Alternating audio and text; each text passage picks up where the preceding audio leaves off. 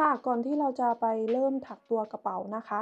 ก็คือเราจะมาทำความเข้าใจก่อนว่าตัวกระเป๋าอะค่ะเราจะมีทั้งหมด2ชิ้นในการถักนะคะวิธีการถักก็คือเหมือนกันเลยนะคะก็คือจะมีชิ้นแรกก็คือจะเป็นชิ้นของตัวกระเป๋า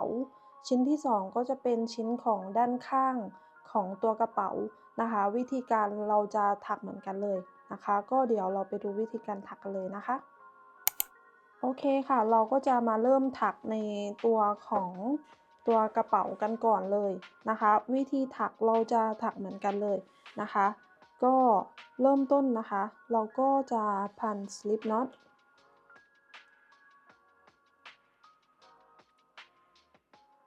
แบบนี้นะคะ KJ จะถักตัวอย่างให้ดูสักประมาณ10หลักนะคะ10โซ่ที่เหลือก็เพื่อนๆสามารถไปถักตามกันได้นะคะแต่ KJ จะขึ้นไว้ให้นะคะว่า KJ ถักกี่โซ่ถักกี่แถวอะไรยังไงนะคะก็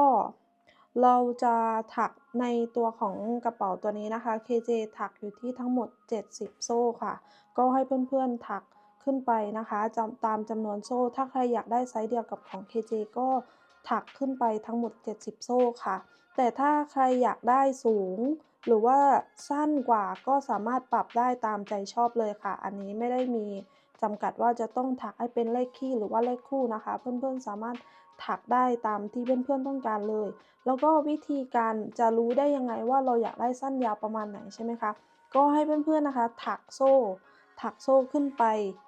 สักประมาณหนึ่งก่อนหลังจากนั้นเพื่อนๆก็พับโซ่อะค่ะให้ได้กึ่งกลางแบบนี้แต่อย่าลืมนะคะว่าหลังจากตอนที่เราถักโซ่อะค่ะตัวขนาดนะคะมันจะยังสั้นอยู่นิดนึงแต่พอหลังจากที่เราถัก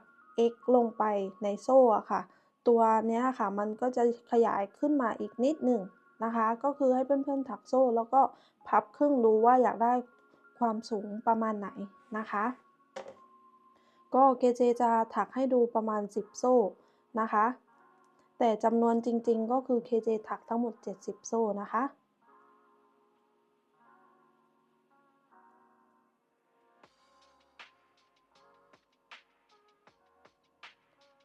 นี่นะคะหลังจากที่เพื่อนๆถักได้จำนวนโซ่ที่เพื่อนๆต้องการแล้วนะคะนี่เราก็จะถักโซ่อีก1ครั้งแบบนี้นะคะแล้วเราก็จะมาเริ่มในแถวที่1กันเลยนะคะแถวที่1นะคะเราจะถัก X นะคะลงไปในทุกๆหลักเลยแต่เราจะถักลงไปในด้านหลังแบบนี้นะคะแบบนี้เลยค่ะสำหรับมือใหม่แนะนำให้ใช้ Stitch Marker มาร์กหลักแรกไว้นะคะจากนั้นเราก็จะถัก X ลงไปในทุกๆหลักเลยค่ะแต่เราจะถักลงไปในด้านหลังแบบนี้นะคะ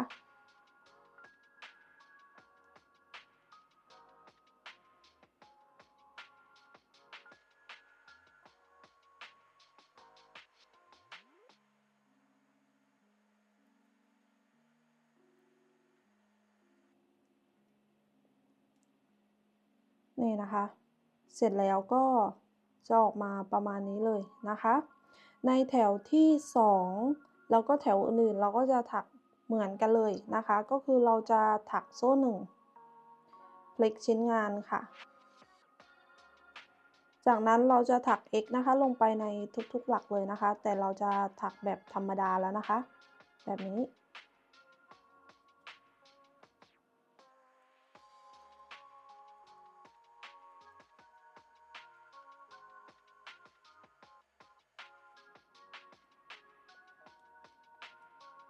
นี่นะคะเสร็จแล้วก็จะออกมาประมาณนี้เลยนะคะในแถวอื่นๆนะคะเราจะถักเหมือนกันเลยนะคะก็ในส่วนของตัวกระเป๋าตัวนี้นะคะ KJ จะถักอยู่ที่ทั้งหมด KJ จะถักอยู่ที่ทั้งหมด38แถวนะคะนี่ขนาดความยาวนะคะก็คือขนาดความยาวของนี่นะคะไม่รวมตัวด้านบนตรงนี้นะคะเพราะว่าเดี๋ยว KJ จะมาสอนตัวด้านบนตรงนี้อีกทีหนึ่งนะคะขนาดความยาวนะคะก็จะอยู่ที่ประมาณ39เซนติเมตรตรงนี้นะคะก็ ถ้าเพื่อนๆที่ใช้ขนาดไหมนะคะที่แตกต่างจากของ KJ แต่ว่าอยากได้ขนาดกระเป๋าที่เท่ากับของ KJ เพื่อนๆก็สามารถถักโซ่นะคะขึ้นไปแล้วก็ถัก X ลงไปในแถวแรกแล้วเราก็เอามาวัดดูนะคะให้ได้ประมาณ39เซนติเมตรนะคะอันนี้ก็จะอยู่ที่ประมาณ39เซนติเมตรนะคะส่วนความกว้างของ KJ จะอยู่ที่19เซนติเมตรนะคะก็ถ้าเพื่อนๆที่ใช้ขนาดไหมที่เส้นใหญ่กว่าของ KJ นะคะก็ถักเสร็จแล้วเนี่ยลองเอามาวัดดูถ้ามันเกินจาก19เซนติเมตรก็ให้ลดจำนวนแถวถ้ามันไม่ถึง19เซนติเมตรก็ให้เพิ่มจำนวนแถวนะคะแต่เนี้ยก็คือตัวกระเป๋าตัวเนี้ยเพื่อนๆสามารถปรับขนาดของเพื่อนๆได้เลยนะคะไม่ได้จำกัดว่าจะต้องเป็น19เซนติเมตรนะคะแต่อันเนี้ยของ KJ ก็ความกว้างจะอยู่ที่19เซนติเมตรความยาวจะอยู่ที่39เซนติเมตรนะคะโอเคส่วนของตัวสายตัวด้านข้างของตัวกระเป๋าตัวนี้นะคะ KJ จะถักอยู่ที่ทั้งหมด160โซ่นะคะค่ะจำนวนแถวจะถักอยู่ที่จำนวนแถว KJ จะถักอยู่ที่ทั้งหมด22เซนติเมตรนะคะเดี๋ยวตัวด้านข้างของกระเป๋าตัวนี้นะคะ KJ จะวัดขนาดให้ดูนะคะขนาดความกว้างนะคะก็จะอยู่ที่ประมาณ11เซนติเมตรนะคะขนาดความยาว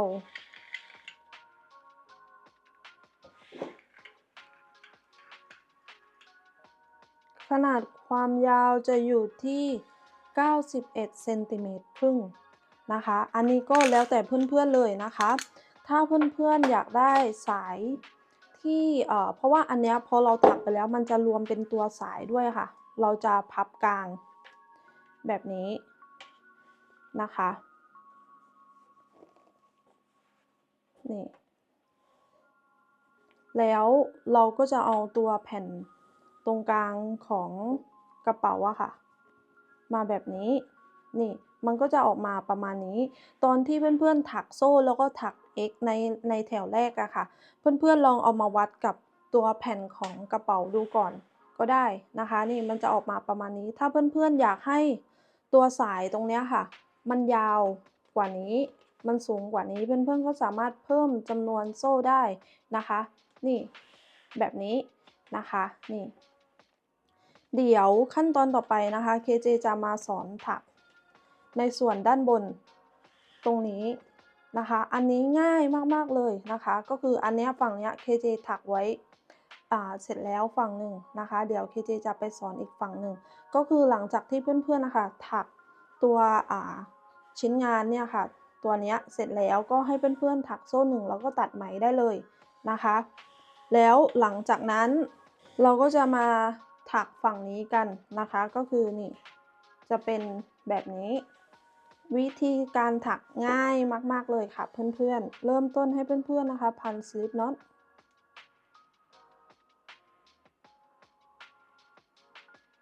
หลังจากนั้นนะคะให้เพื่อนๆแทงเข็มลงไปนี่นะคะตรงหลักแรกแบบนี้นะคะแล้วก็ถักโซ่1แบบนี้นะคะหลังจากนั้นเราจะถัก X นะคะสมมุติว่าอันนี้ของ KJ นะคะจะถักอยู่ที่38แถวใช่ไหมคะตรงด้านบนตรงเนี้ยเราก็จะต้องถัก X นะคะให้ได้ทั้งหมด38หลักนะคะก็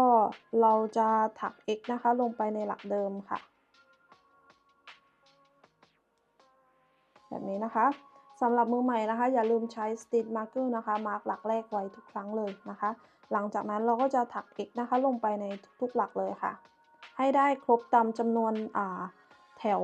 ที่เพื่อนๆถักก่อนหน้านี้ค่ะของ KJ ถักอยู่ที่ทั้งหมด38แถว KJ ก็จะถักอยู่ที่ทั้งหมด38x นะคะแล้วเดี๋ยวเรากลับมาเจอกันอีกทีนึงนะคะ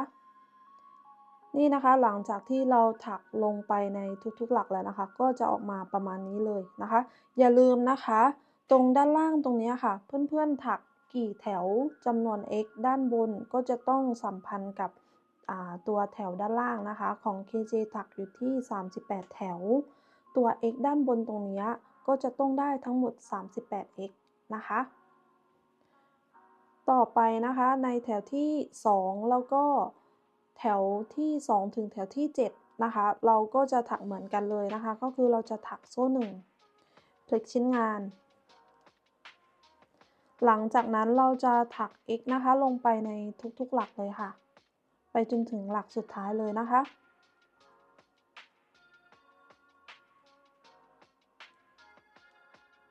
นี่นะคะแถวที่2ถักเสร็จแล้วก็จะออกมาประมาณนี้เลยนะคะ KJ จะถักอยู่ที่ทั้งหมด7แถวนะคะรวมแถวแรกด้วยนะคะก็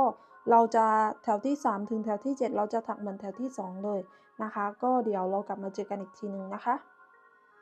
โอเคค่ะนี้เราก็ถักนะคะจนครบทั้งหมด7แถวแล้วนะคะหลังจากนั้นนะคะก็ให้เพื่อนๆนะคะตัดไหมได้เลย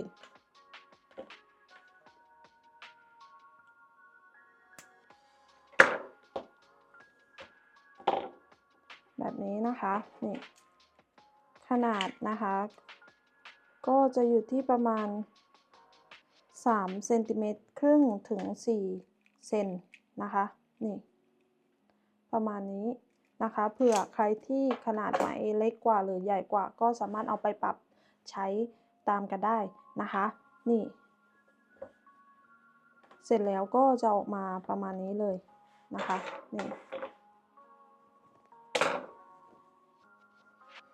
อันนี้ก็จะเป็นแผ่นด้านข้างแล้วก็อันนี้จะเป็นแผ่นของตัวกระเป๋านะคะก็เดี๋ยวเราไปดูวิธีการประกอบตัวกระเป๋ากันเลยนะคะโอเคค่ะต่อไปนะคะเราก็จะมาประกอบตัวกระเป๋าเข้าด้วยกันนะคะเริ่มต้นนะคะให้เพื่อนๆนะคะพับตัวกระเป๋าตัวชิ้นของตัวกลางกระเป๋าอะค่ะพับครึ่งนะคะโดย KJ จะเอาด้านที่มันเป็นแบบนี้ค่ะนี่จะเป็นด้านผิดนะคะส่วนฝั่งนี้จะเป็นด้านถูกนะคะเราจะเอาด้านผิดประกบเข้าหากันแบบนี้นะคะแล้วก็หลังจากนั้นนะคะให้เพื่อนๆแบ่งฝั่งจากฝั่งตรงนี้ค่ะให้ได้35หลักนะคะเพราะว่าในส่วนตัวกระเป๋าตรงนี้ในส่วนของตัวนี้เราถักทั้งหมด70หลักใช่ไหมคะเราก็จะหารครึ่งสำหรับเพื่อนๆที่ไม่ได้ถักขนาดเท่าของ KJ นะคะก็ให้แบ่งครึ่งนะคะสมมุติว่าเพื่อนๆถัก80โซ่นะคะก็ให้แบ่ง40นะคะก็คือหารครึ่งนะคะอันนี้ KJ ก็ใช้ Stitch Marker นะคะมาร์กตรงหารครึ่งไว้นะคะก็คือหลักที่35ทั้ง2ฝั่งเลยนะคะหลังจากนั้นเราก็จะมามาร์กแผ่นด้านข้างของตัวกระเป๋านะคะก็เริ่มต้นนะคะให้เพื่อนๆนับจากฝั่งปลายนะคะเราจะทำทั้งหมด4ฝั่งนะคะก็คือเราจะมาหาจำนวนก่อนนะคะก็คือจำนวนฝั่งเนี้ยของ KJ ถักทั้งหมด70โซ่หารครึ่งมาแล้วจะเหลือ35หลักในส่วนตรงนี้ใช่ไหมคะแล้ว KJ ถักตรงนี้อีก7แถวก็คือเราจะเอามาบวกรวมกันนะคะก็คือ35บวก7เท่ากับ42หลักนะคะก็ KJ จะนับเนี่ยนะคะจากปลายตรงนี้นะคะขึ้นไปทั้งหมดให้ได้42หลักเราก็ใช้ Stitch Marker มาร์กไว้นะคะในหลักที่42เราจะทำทั้งหมด4ด้านเหมือนกันเลยแบบนี้นะคะนี่แบบนี้เลยโอเคค่ะต่อไปนะคะเราก็จะมาประกอบตัวกระเป๋าเข้าด้วยกันนะคะเริ่มต้นนะคะให้เพื่อนๆนะคะพับตัวกระเป๋านะคะให้ได้กึ่งกลางแบบนี้ก่อนนะคะแล้วเราจะเอาด้านผิดเอาไว้ข้างนอกนะคะก็คือด้านผิดจะเป็นด้านฝั่งนี้อันนี้จะเป็นด้านถูกนะคะเราก็จะเอาด้านถูกนะคะประกบเข้าด้วยกันแบบนี้หลังจากนั้นนะคะเราก็จะมาเชื่อมต่อเข้าด้วยกันนะคะเริ่มต้นเราจะพัน slip knot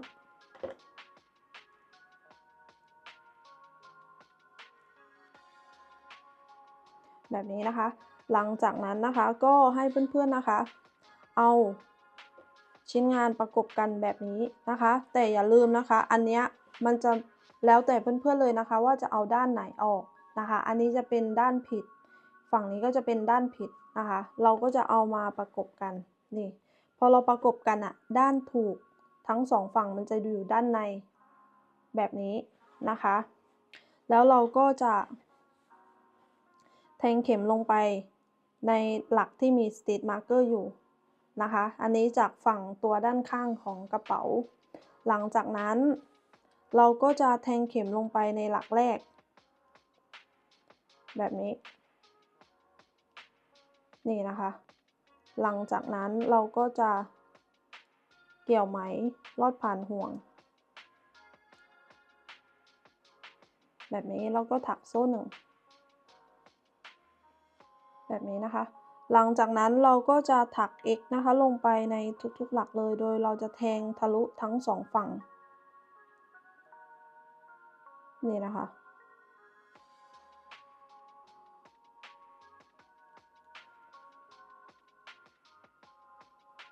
แบบนี้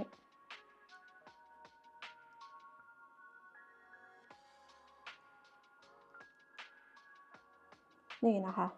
นี่เราก็จะถัก x นะคะไปจนถึงนี่จุดที่เรามี Stitch Marker อยู่ตรงนี้นะคะแล้วเดี๋ยวเรากลับมาเจอกันอีกทีหนึ่งนะคะนี่นะคะหลังจากที่เราถัก x นะคะรอบมาจนถึงตรงนี้แล้วนะคะอันนี้ตัว Stitch Marker KJ ได้เลื่อนออกมาแล้วนะคะก็คืออันนี้จะเป็นหลักที่35นะคะตรงนี้ KJ ก็เลื่อนมาเป็นอีกฝั่งหนึ่งนะคะเราก็จะถักโซ่1แล้วก็ตัดไหมได้เลย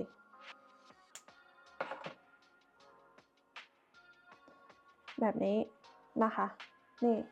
ฝั่งนี้เสร็จแล้วก็จะออกมาประมาณนี้เลยนะคะต่อไปนะคะเราจะทำเหมือนกันเลยนะคะทั้งหมด4ฝั่ง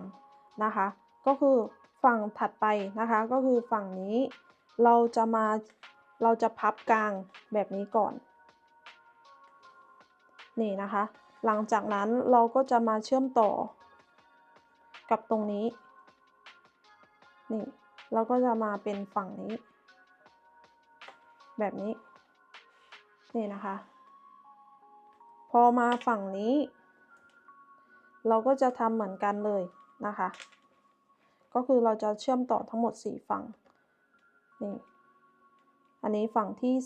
2ฝั่งที่3แล้วก็ข้างใต้ฝั่งที่4แบบนี้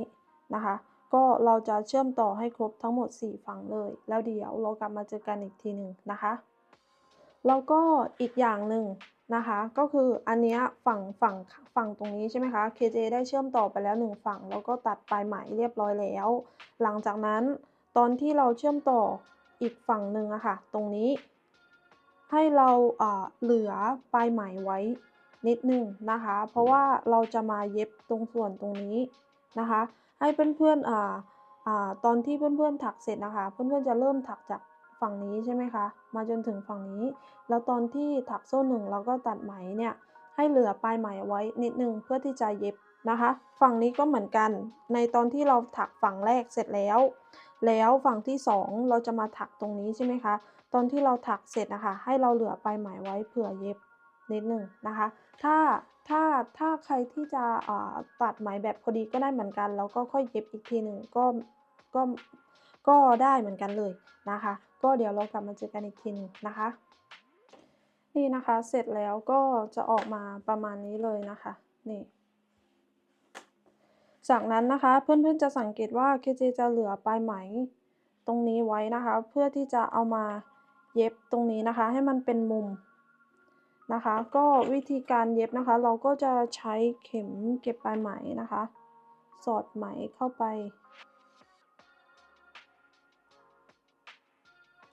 จากนั้นนะคะก็ให้เพื่อนๆนะคะกะระยะเอานะคะว่าเพื่อนๆอยากได้ตัวมุมอะค่ะสูงประมาณไหนถ้าเพื่อนอยากได้สูงแบบนี้นะคะก็ร้อยเย็บเข้าไปแบบนี้เลยหรือถ้าไม่อยากให้สูงมากก็ประมาณนี้นะคะก็เจนะคะจะแทงเข้าไป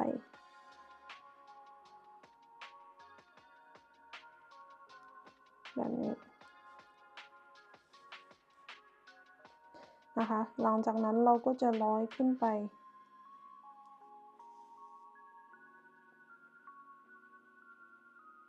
ตามความสูงที่เพื่อนๆต้องการได้เลยนะคะ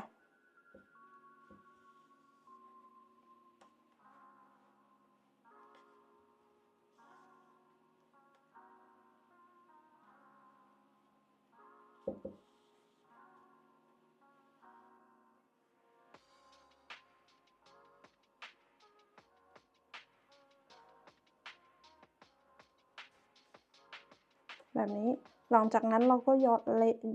ร้อยนะคะเย็บกลับมาแบบนี้นะคะแล้วก็เก็บไหมทั้ง2ฝั่งเราจะทำเหมือนกันเลยนะคะแล้วเดี๋ยวเรากลับมาเจอกันอีกทีหนึ่งนะคะนี่นะคะหลังจากที่เย็บเสร็จแล้วนะคะก็จะออกมาประมาณนี้เลยนะคะหลังจากนั้นนะคะให้เพื่อนๆนะคะกลับชิ้นงานนะคะเอาด้านถูกออกมานะคะ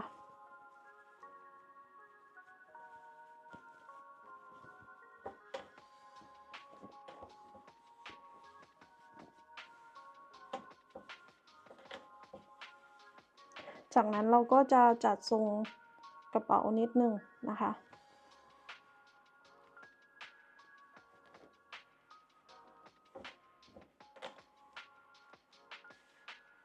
นี่นะคะ